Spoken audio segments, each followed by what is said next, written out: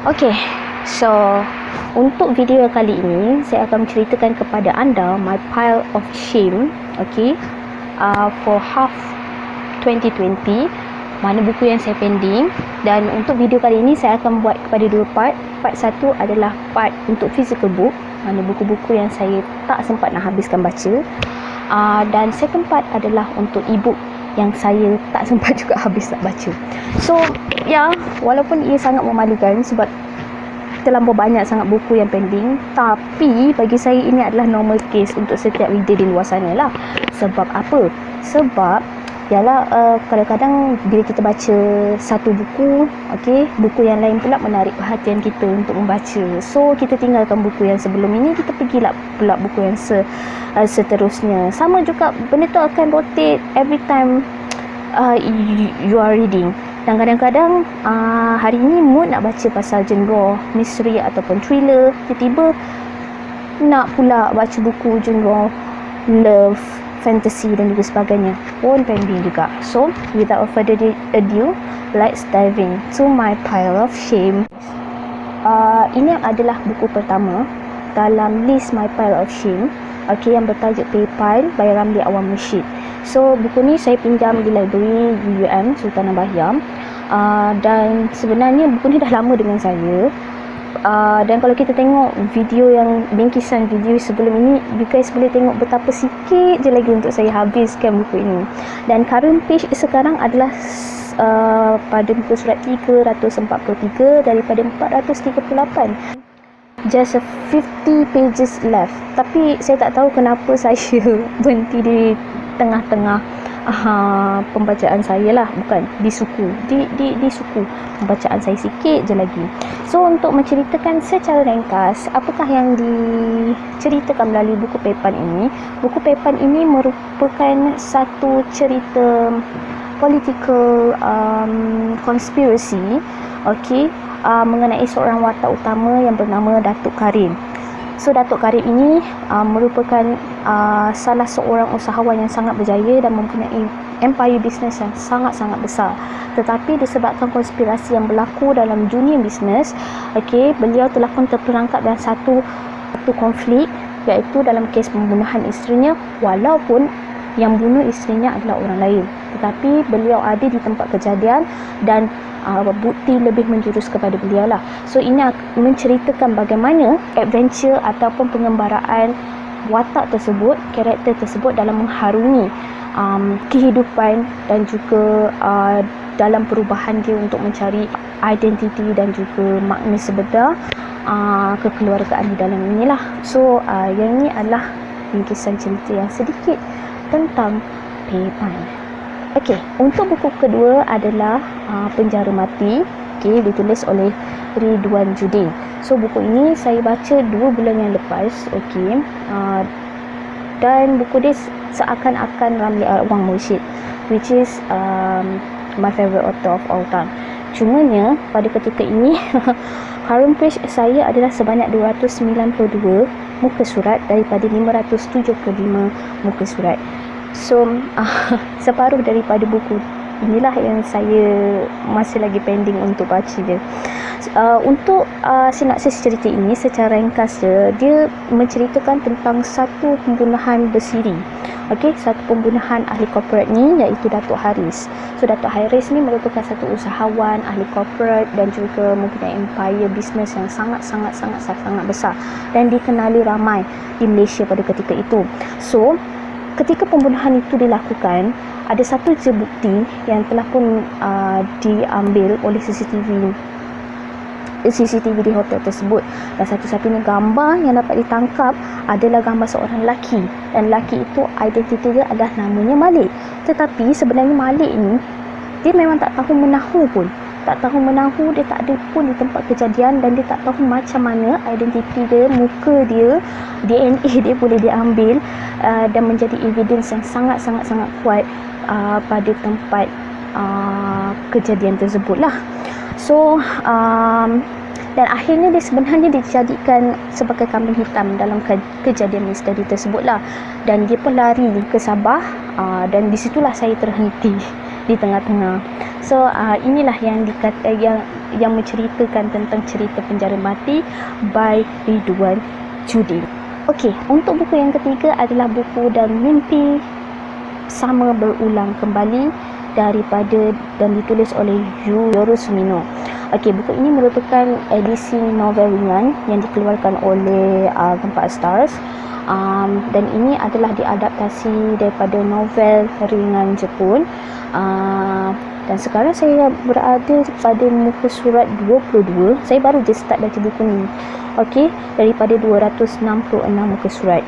So buku ini sebenarnya menceritakan tentang pelbagai karakter dalam mencari makna sebenar apakah kehidupan tersebut. Dan kalau diikutkan kepada sinopsis cerita ini, kita dapat lihat ada 3 ataupun 4 karakter utama yang mendefinisikan makna kehidupan dalam diri mereka lah. So kita ada Cik Minami, okey, kita ada Cik Abazuri, dan kita juga ada Nenek. Walaupun nipis, tapi still juga saya tak dapat nak menghabiskan. So I need to finish this book. Okey, buku yang keempat adalah buku Dan Brown, The Lost Symbol. Okey, yang ini merupakan satu-satunya buku English yang saya tak habis lagi baca. Dan Dan Brown merupakan seorang penulis misteri, thriller, academician and also intellectual. Okey, dan saya sangat sukakan membaca buku dia. Dan antara buku yang saya dah baca adalah Dan Brown, The Da Vinci Code, and Dan Brown, Angel and Demon. So untuk korang yang suka contemporary religion, okey, you guys boleh dive into this book. Bagaimana beliau menceritakan dengan detailnya pengkajian beliau tentang agama Kristian dan juga sebagainya. Yes, I know that this book konspirasi dia sangat tinggi, tapi it is kind of seronok. Ya, I am seronok. Saya sangat seronok sebab saya banyak belajar tentang falsafah keagamaan di dalam ini dan juga sebagainya lah.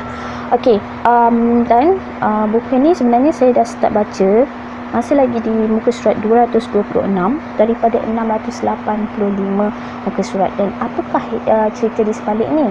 Okey, The Lost Symbol ni sebenarnya menceritakan mengenai seorang profesor yang diberi nama Robert Landon. Robert Landon ni adalah profesor arkeologis dan juga apa benda yang pakar lah untuk decode certain kind of codes dan juga sebagainya lah.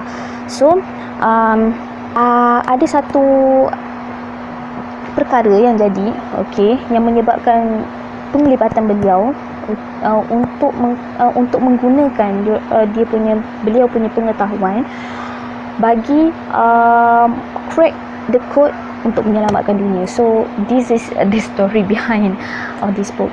So saya akan cuba habiskan juga lah, but yeah, it is kind of an interesting story sebab dia ada mystery, ada thriller, ada actions, ada quiz, yang sangat-sangat mencapai minda. Tapi kadang-kadang dia sangat penat sebab plot action dia sangat fast pace. So kadang-kadang saya bila baca saya dah penat, saya terpaksa letak kejap buku ni and then do something else and then barulah ambil baca. Macam tu lah. So okay, I will try to habiskan buku ini.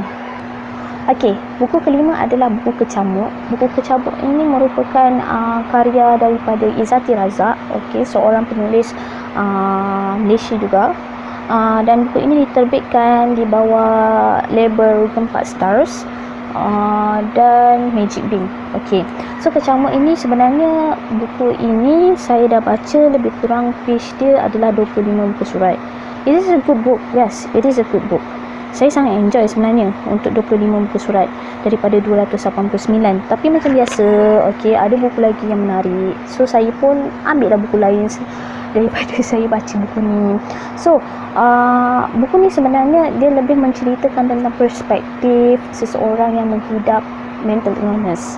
So seorang karakter yang bernama Damia. Abang Damia ini nama dia Danish.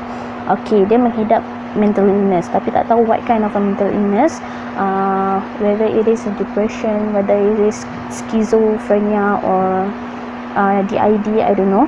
So buku ni sebenarnya dia menceritakan bagaimana kepayahan dugaan seseorang yang mempunyai teman ataupun saudara yang mempunyai mental illness tersebut, untuk memahami dia, okay, untuk memberi support dan untuk memberi semangat kepada abang dia lah, Danish. So yang ini merupakan keseluruhan daripada cerita dia lah. Dan yang terakhir sekali adalah buku Bagaikan Puteri, okay, merupakan salah satu buku pertama dalam trilogi Bagaikan Puteri daripada Ramli Awang Mursyid, dan ini merupakan buku yang saya sangat suka. Satu, sebab dia Ramli Awang Mursyid. Dua, sebabnya dekat Malaysia tak banyak historical fictions. Okay, so I fall in love with this book, dan yang ini saya baca lebih kurang 5 tahun yang lepas. Okay, at first saya tak berapa nak enjoy sangat buku ni, so I'll try to dive in sebab kesemua siri ni sangat best. Saya tak tahu kenapa saya tak enjoy the first book, so saya nak bagi chance pada diri saya untuk membaca kembali buku ini. Dan buku ini sebenarnya buku yang buku ni sangat interesting sebenarnya. Okay, dan saya sekarang berada di page 246 daripada 574 muka surat.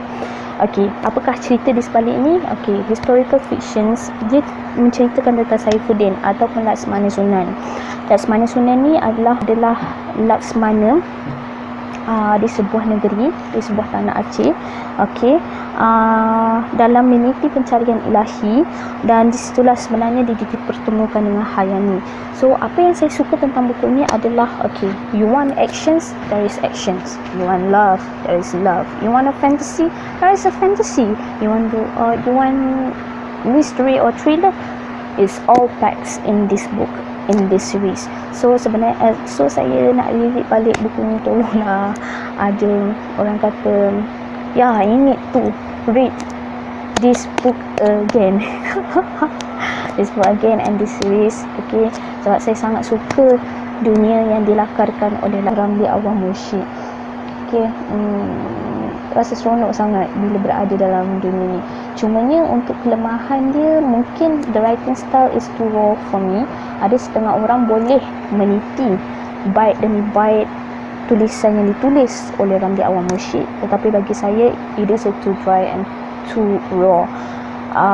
Tapi dia tak menjadi satu masalah kepada saya, sebab saya still enjoy, okay, the writing style dan juga sebagainya.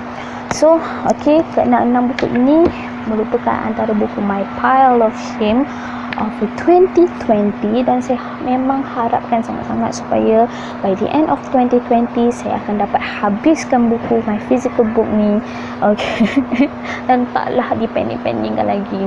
So saya perlu ubah perangai saya yang suka pending-pending kan pembacaan saya ni. So okay, kita berjumpa di lain masa dan di lain hari. Untuk video akan datang, saya akan kongsikan kepada anda semua My Pile of Shame untuk ebook version. So XOXO, love you, bye.